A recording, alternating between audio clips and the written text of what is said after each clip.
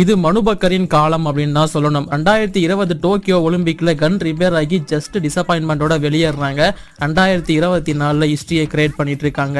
2024 இந்தியாவோட முதல் பதக்கத்தை வென்றது இவங்க தான். இரண்டாவது பதக்கத்தையும் சரபோஜித் கூட சேர்ந்து இப்போதைக்கு வின் பண்ணிருக்காங்க. ஃபர்ஸ்ட் இவங்க 10 மீட்டர் ஏர் பிஸ்டல் பிரிவில் பிரான்ஸ் வின் பண்ணியிருந்தாங்க. இப்போ mixed team 10 metre air pistol ஈவெண்ட்ல பிரான்ஸ் வின் பண்ணிருக்காங்க. சுதந்திர இந்தியாவுக்காக ஒரே ஒலிம்பிக்ல 2 பதக்கங்களை வென்ற முதல் அத்லெட் இவங்க தான். அண்ட் இந்தியாவுக்காக ஷூட்டிங்ல 2 பதக்கங்களை வென்ற முதல் அத்லெட்டும் இந்த மனுபக்கர் தான் ஆகுறாங்க. வெறும் 22 வயசு தாங்க. அவங்களோட ஹாட்ரிக் மெடல் ஒரே ஒலிம்பிக்ல வாங்குறதுக்கு வெயிட் பண்ணிட்டு இருக்காங்க. 25 மீட்டர் ஏர் பிஸ்டல் பிரிவில் கண்டிப்பா மனுபக்கர் இந்தியாவோட ஃபியூச்சர் அப்படின்னு தாராளமா சொல்லலாம். அண்ட் ஹிஸ்டரியை கிரியேட் பண்ணிட்டே இருக்காங்க. அவங்களுக்கு ஒரு பெரிய கங்க்ராட்ஸ் நம்ம சொல்லிப்போம். இது மனுபக்கரின் காலம் அப்படின்னு தான் சொல்லணும். 2020 டோக்கியோ ஒலிம்பிக்ல கன் ரிப்பேர் ஆகி ஜஸ்ட் டிசப்பாயின்மெண்டோட வெளியேறாங்க. 2024